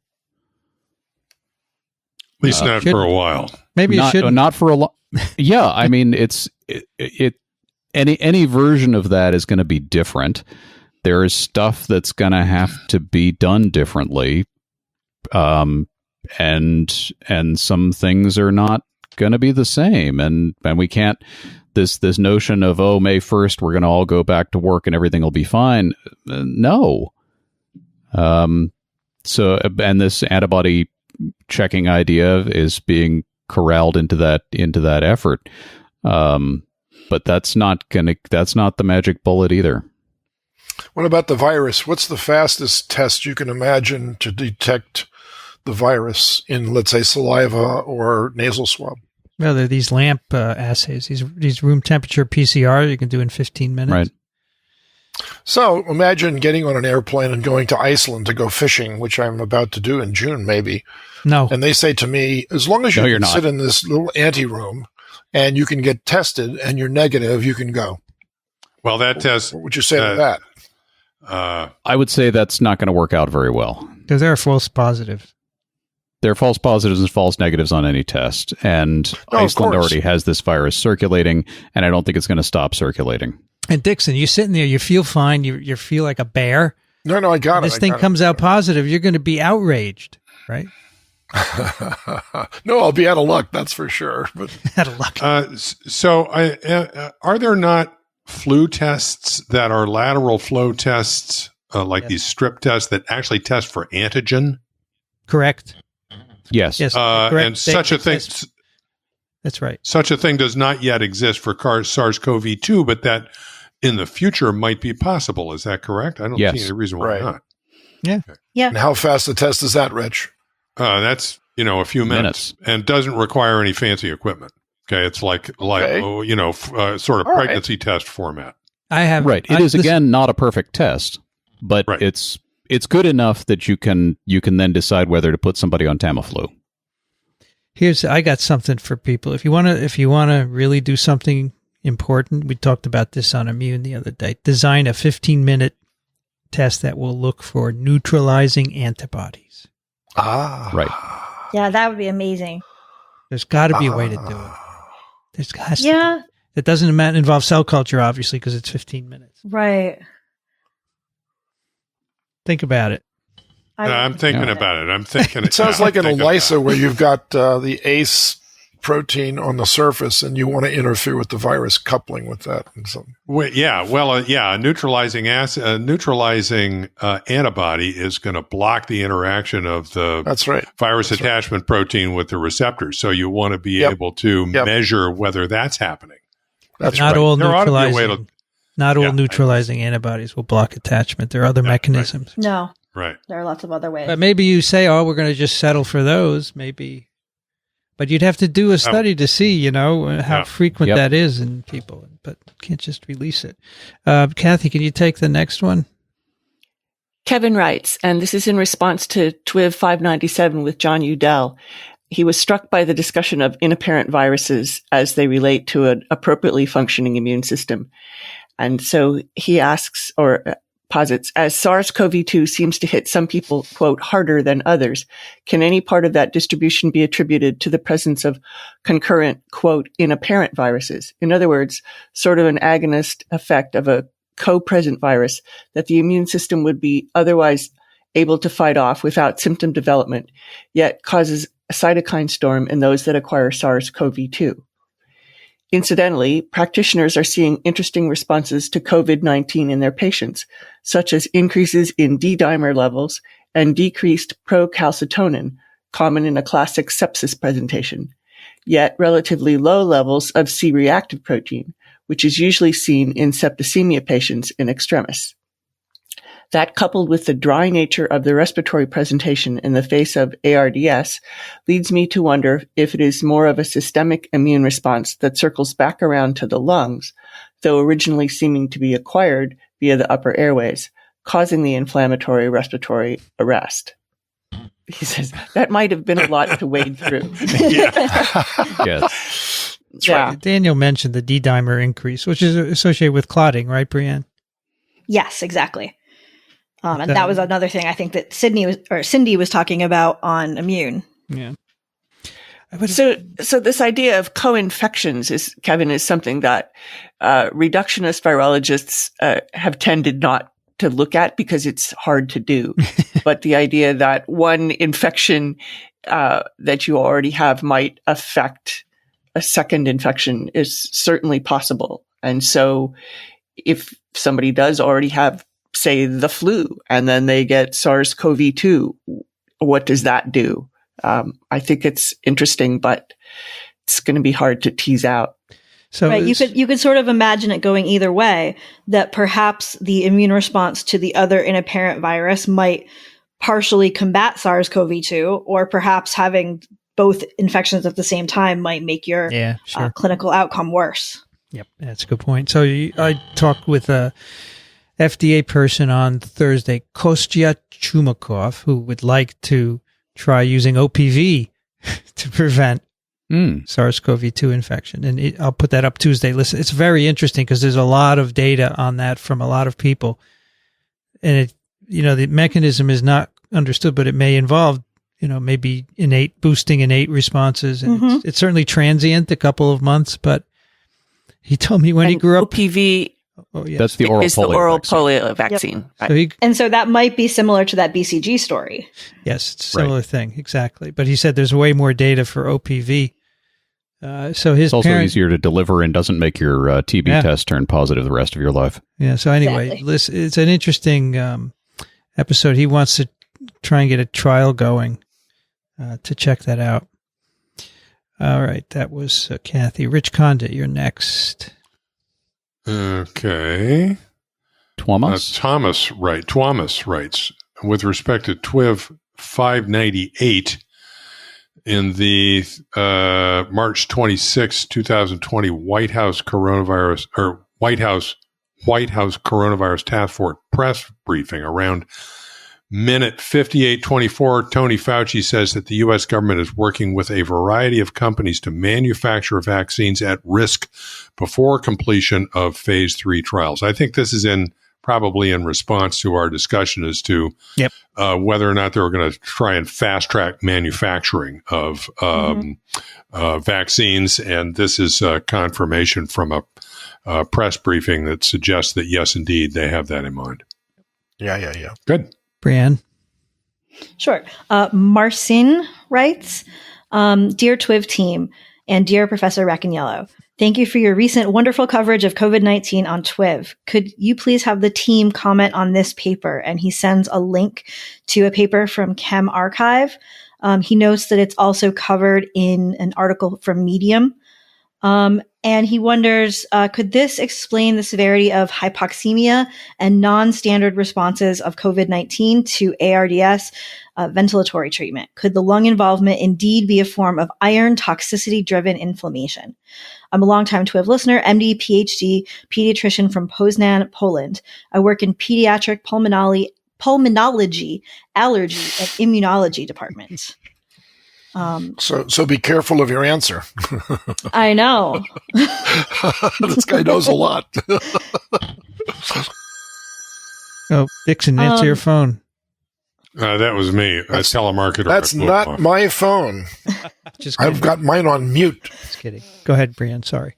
Well, so this paper seems to indicate that one of the open reading frames is binding to the beta 1 chain of hemoglobin, and is inhibiting what's going on with iron metabolism.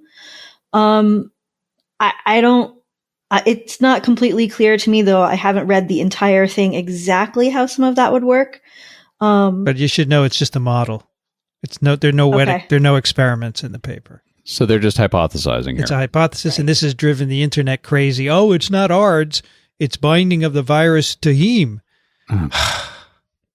So no, it's just BS. And this is not, there is ARDS and there's other clotting stuff that Daniel talked about leading to hypoxemia, but not binding. There's zero evidence that that protein is binding to heme. No. And the medium story has been deleted, by the way. Good. Okay, good. I didn't know there was a Chem Archive. Oh my gosh, another place to search, right? I think Chem Archive predated BioArchive. Oh yeah? I think it may, yeah. Wow. Yes, from looking at the beginning of this, I was having difficulty making sense of what the biological mechanism would be here. And if it's a model, then that makes more sense. Frank writes, Bill Gates and Melinda Foundation. I think it's the Bill and Melinda Gates Foundation. Bill and Melinda Gates Foundation. Yes. Yeah. Pre-funding 7 different pathways of manufacturing facilities and prepared to waste billions to save a few months' time. So more on the order of the making vaccines ahead of time before they're finished being tested, right? Radical idea here, but if we had a progressive tax system that taxed those billions, then the government could decide to spend this money and have direct supervision by the people. But No. Just tossing that out there. I don't think that's happening. It is very nice that one billionaire decided to put some money to this, and kudos to Bill and Melinda for doing that. You know, there are a lot of billionaires out there that could help.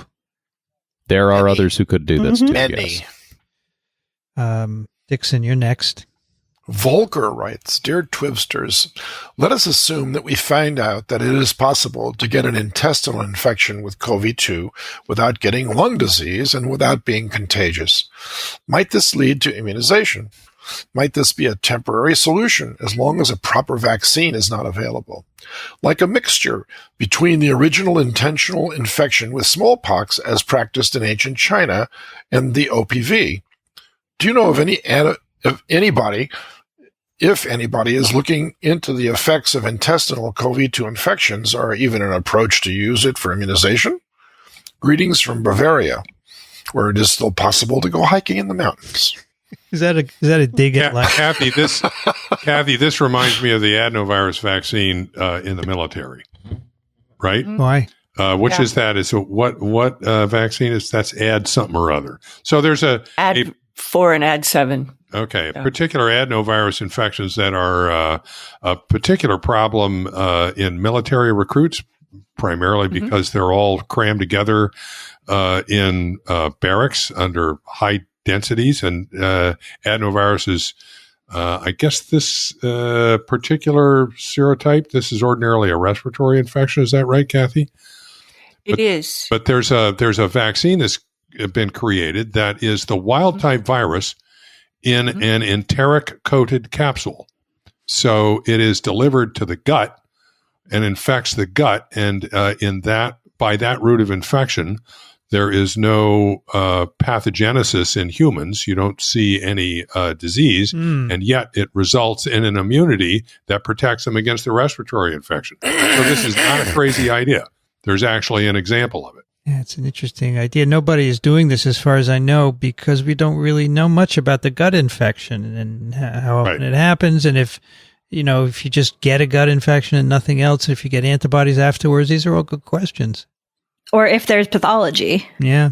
Right. There was in SARS-1. This is something you'd have to explore in an animal model, because obviously just giving SARS-CoV-2 to humans by any route at this point is probably not a great idea. So this would not be a temporary solution because it takes more time than to get a proper vaccine. So, but it's a great idea. Yeah. Good idea from Bavaria. Yep. Keep hiking. Who read that? I forgot. Kathy, did you? I did. I haven't done one in a while, but I think skipped Kathy you? hasn't either. Oh, I don't have your name on the know. list.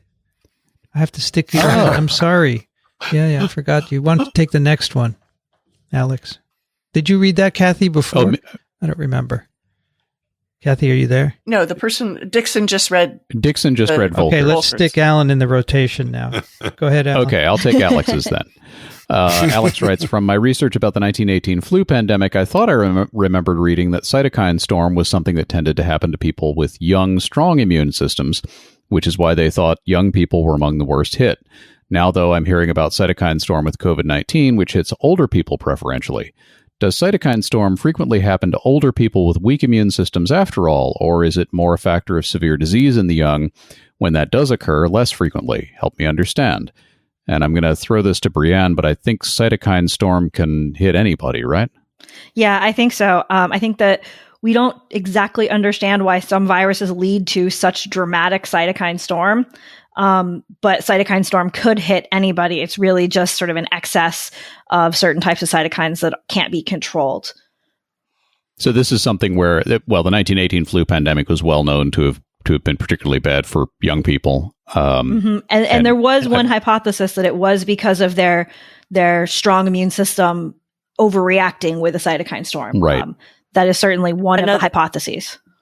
Right. Another potential factor is that they were immune naive to H1N1. Yes. Right.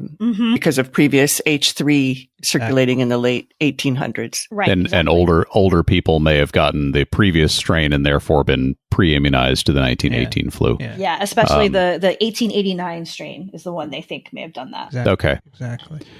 Right. So, cytokine storm can happen to anyone, but we don't know what the triggers are. And in fact, people are really working hard to figure that out, because if we knew what the triggers were, then maybe we could stop this and it would be good for a whole lot of things beyond COVID-19 too. I understand. Come on by my lab, Alex. I understand that immunology is very complicated, so it takes a long time. Yes. It does. That's what they say. I ask them these things and they say, it's very complicated. Yep. It's very complicated. I just like that. That's right. Kathy. And getting more complicated. Kathy.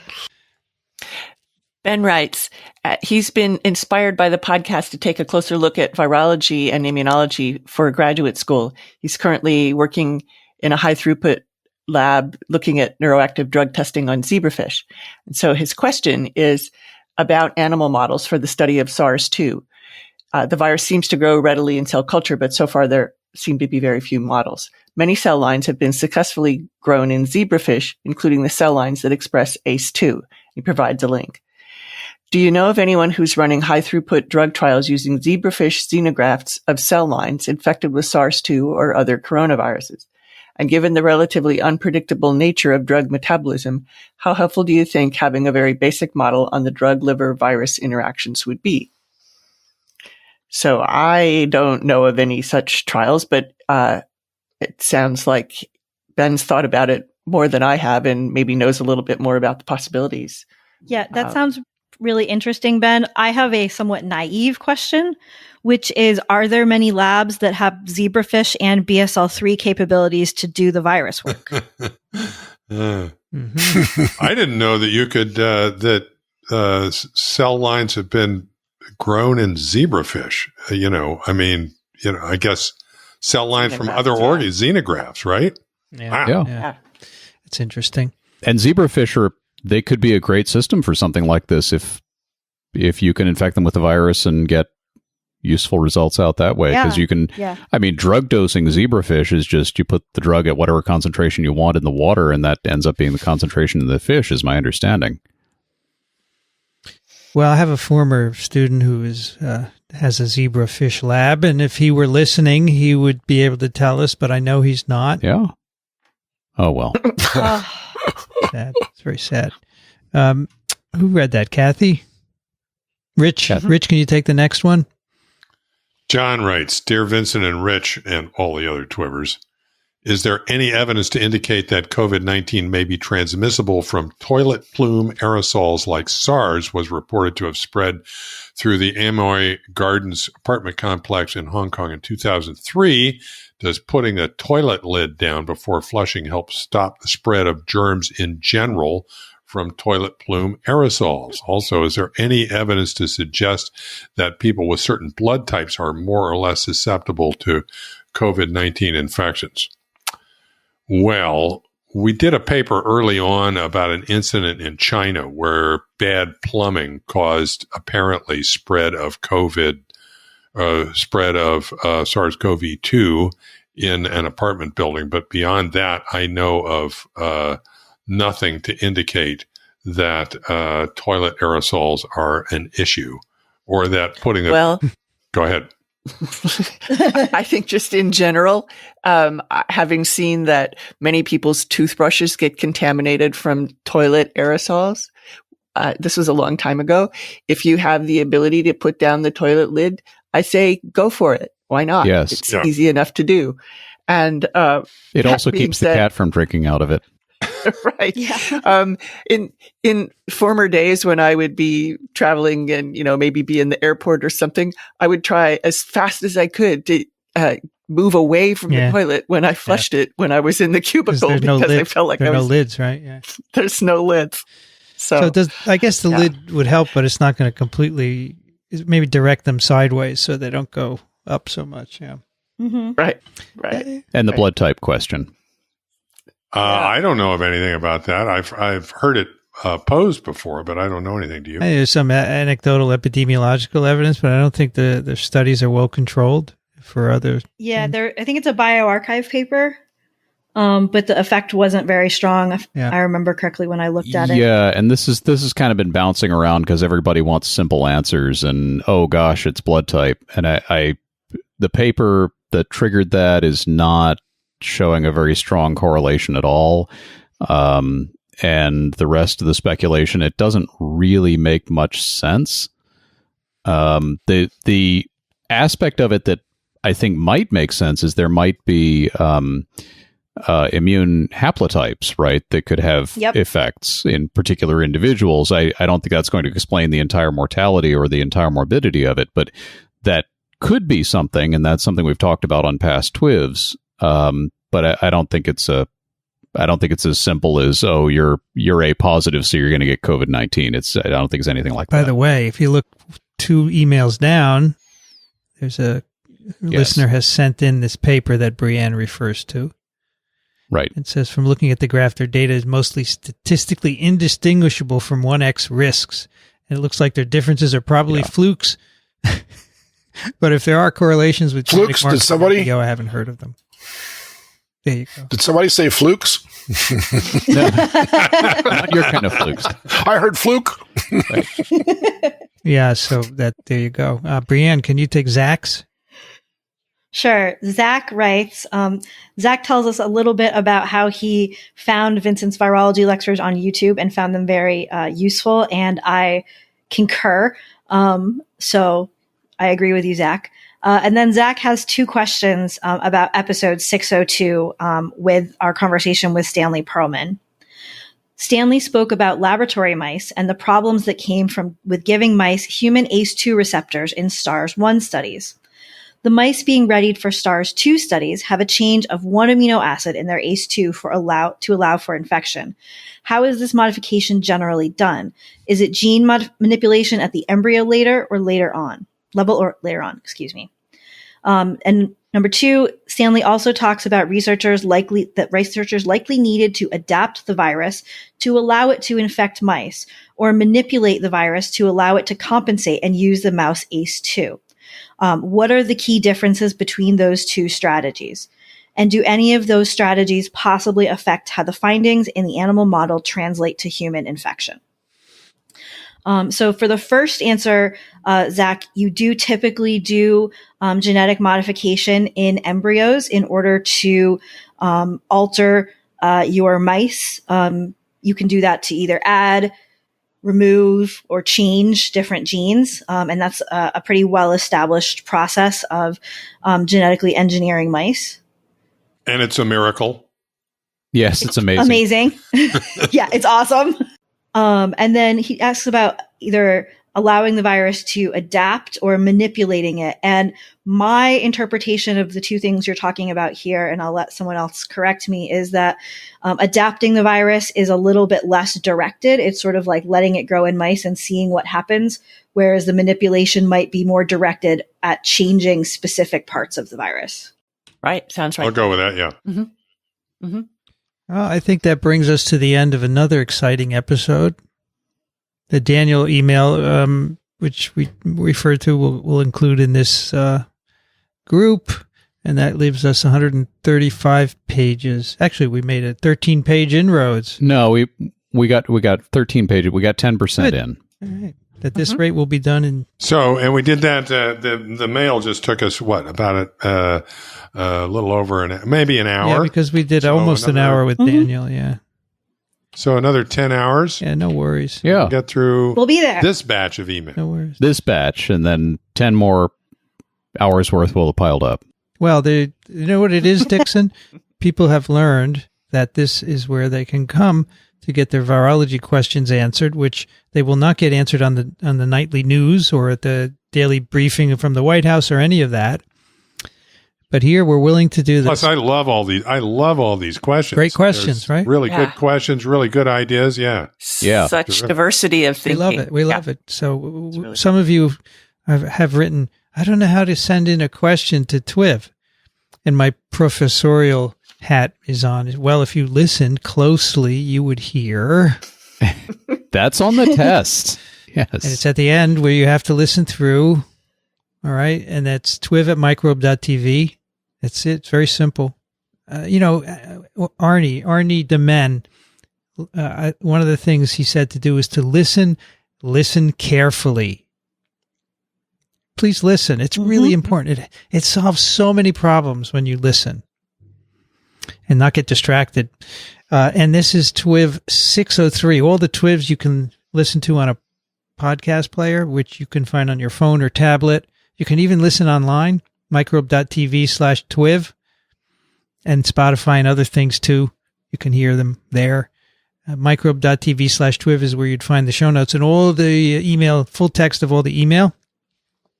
And I've already said and right at the top of the page, if you go to the website, questions or comments, twiv@microbe.tv. It's right there. Yep. Another place to find it. And the way it works is they all come to an email account, and I go through them and put them in the show notes, and then we go through them.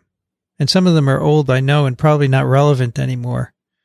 But one of these days, we'll see if some of them are still. Some of them actually I don't put in immediately because they're questions that can last, right? There's some deeper, different questions that can last. So we'll get to them. We love questions. It drives us. And if you like what we do, consider supporting us, microbe.tv/contribute. Of course, at the top of today's TWiV, we had Daniel Griffin, who is at Columbia University Irving Medical Center, and his work as a infectious disease physician, of course, he's in a network called ProHealth, which is a collection of hospitals in the New York, New Jersey, Connecticut area with 3,000 physicians and 1.5 million patients. So he has a lot of insight to provide to us. We appreciate his coming. He's also a co-host on the This Week in Parasitism podcasts with Vincent and Dixon. In case you didn't know. Came. He comes regularly. Exactly. He spends 2 hours once a month with us. He came the other night and he did it. Yeah. And gives us his clinical cases. That's how we got to know Daniel. Right, Dixon? And he does that every month. It's not just a fluke. It's not just a fluke. It's not just a fluke. That's right. He's not just an ordinary fluke.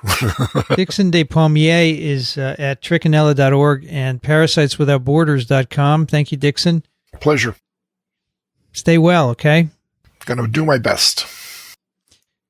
Brianne Barker's at Drew University on Twitter, BioProf Barker. Thank you, Brianne. Thank you. It was great to be here. Kathy Spindler is at the University of Michigan in Ann Arbor. Thank you, Kathy. Thanks. This is a lot of fun. And it's still snowing. Oh, I wanted to ask. It is, huh? Cool. Yep. It's supposed to snow how long? Just today? Or just during the day. Yeah. Just a little It's supposed to be, I think, in the 50s tomorrow. And since you don't have to go anywhere and it's not sticking to the sidewalks, it's just beautiful. Yeah, very nice.